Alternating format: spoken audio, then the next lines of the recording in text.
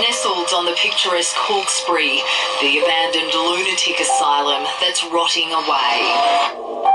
Inside these boarded-up buildings and overgrown grounds lies a history of horror stories that lives on. There have been a number of unexplained events over the years. People have talked about footsteps in empty corridors, lights in vacant buildings, and doors opening and closing for no unexplained reason. The first patients moved in 1911, 20 men aged 16 to 52, all chronically insane. These days, it's eerily silent. Ghostly corridors and disused rooms once filled with deranged screams. Described by former workers as a prison, it has a chilling past of torture, drownings and unexplained deaths. And for more than a century, the public has been forbidden from setting foot on the island. Well, I think we need to own our history, warts and all, and obviously there were things that took place there over the last 100 years that we wouldn't be proud of. Now the state government's grand plan is to redevelop the derelict hospital into a tourist attraction. The proposal looks to celebrate the history of the island, both the European and Indigenous heritage of the site. The plan would include building tourist accommodation on the island for short-term stays, along with a small retail centre of cafes and shops, a marina to service the lower Hawkesbury community, and 260 new homes on the mainland. Around 2023 could be the first overnight stay. The development still needs community and planning approval, but if it does get the green light, construction on the island could begin as early as the end of next year. However, it remains to be seen who will be game enough to spend the night in a place with such a hauntingly dark past. If I had my courage tablets, yes, and I have a torch and a flashlight and maybe some other protections, yeah, I might have a go. I'll believe it when I see it, Minister. Sophie Walsh, NBN News. It's a decision that can save lives, but organ donation is not often spoken about. Tonight we meet a Newcastle teenager who was given a second chance at life thanks to a heart transplant, and she's about to fulfil a long-held dream. Luca Angel Cairns is just like any other 15-year-old girl, except she has a donor heart beating in her chest. At the age of 6, she was diagnosed with restrictive cardiomyopathy, a rare condition which, put simply, means the heart doesn't release blood properly. Her younger brother Jazz was also diagnosed the same day. It was terrifying to know that I might lose my kids. Words can't even cover the feelings that go behind something like that. For parents Angela and Lucas, it was devastating. Lucas also lives with the disease. It can make simple activities like walking a daily struggle. 10 and over, I remember just being in love with dancing, and it was all I wanted to do, and I would try to do it around the house, but I would just get too puffed. There was never a way around it. Luca Angel needed a heart transplant. Surprisingly, she was the one least daunted by the surgery. They were more afraid than me, but their parents, so that's kind of normal. Then in 2016 came the critical operation.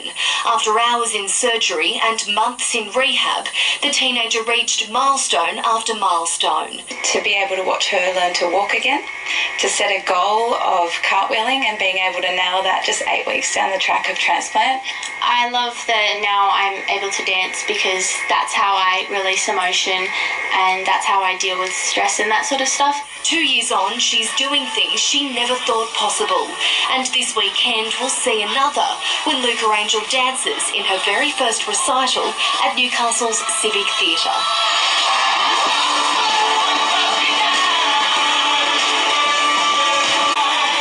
I'll be doing 6 routines. Wow. Yeah. How do you remember it all? I don't know, actually. I just love it so much, it kind of sticks in my head. Hard work and training. Yeah. But the Cairns family isn't out of the woods just yet. Both Lucas and Jazz will also need transplants in the not-too-distant future. Unless we get a miracle, they definitely need a heart transplant. It certainly makes us appreciate every day together. Every year, the family celebrates Luca Angel's heart birthday, the day she was given another chance at life. And while it's a day of happiness for them, they know it's one of sorrow for another. To consider that a family could stand in a position I stood when Luca Angel was touch and go, her life was in the hanging in the balance. To try and imagine a family standing there in a moment like that and then being able to say yes to donating their loved one's organs is just mind-blowing, and I just can't even conceive that. On this National Donate Life Thank You Day, National Donate Life Thank You Day, they have a simple message. There's no words for a gift like that. I guess it's just, like Mum said, I wouldn't be here if it weren't for somebody who donated their heart. Samantha Long, NBN News. When firefighters turned up to a blaze, the number of trapped victims was in the dozens. A pet shop was set alight, hardened police officers using their softer sides to calm the frightened animals. Not the usual suspects in the back of a paddy wagon.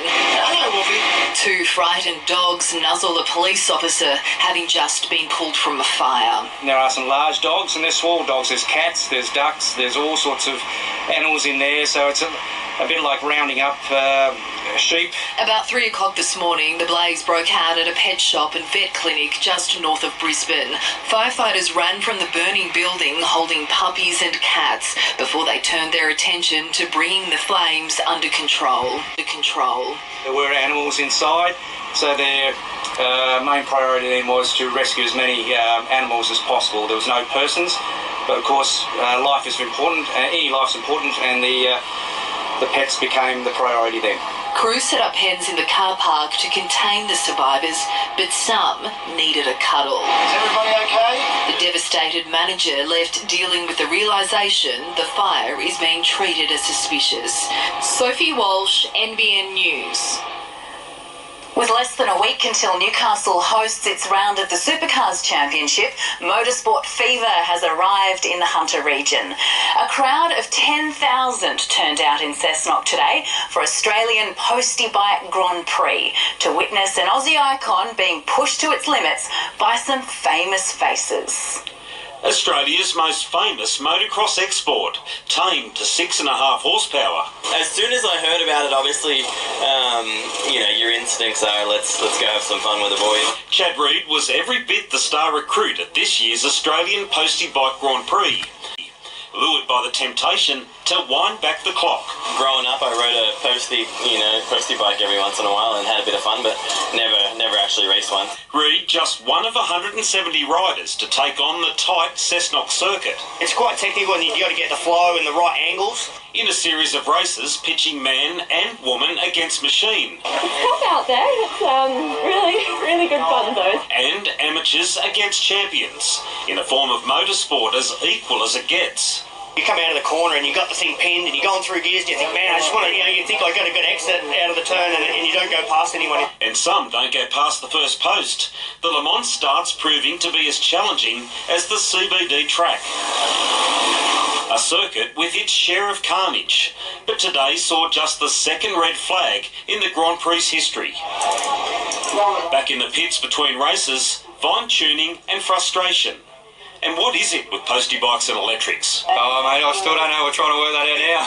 But it's the racing they came to see, and turn out they did. Very happy with the team, very happy with the way Cessnock's turned out today. They're all here en masse. There's about 10,000 people here watching this race.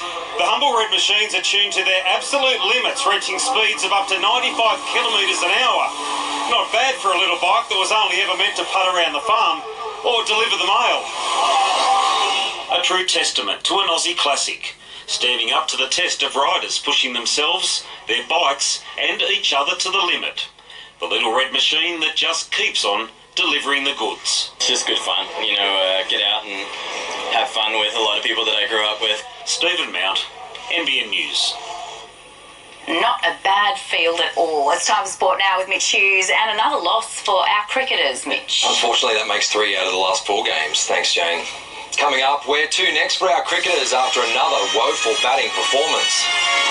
And some Massimo magic salvages a draw for the Socceroos.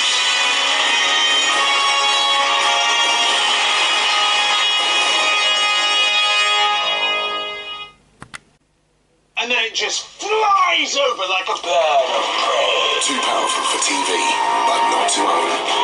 The new Amarok V6 Core from only $50,990 drive away.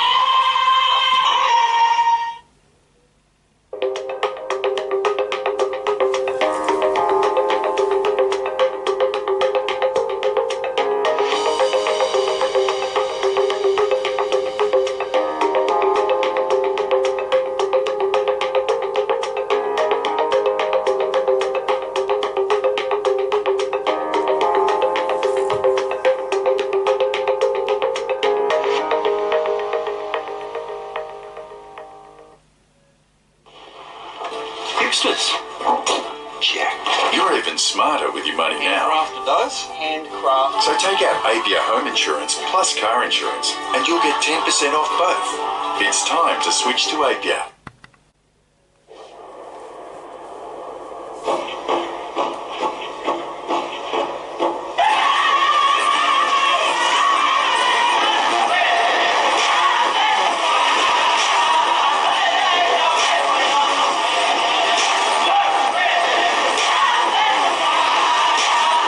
Special Edition Colorado LSX from 45k drive away, plus 0.9% per annum comparison rate finance across the 4x4 Colorado range.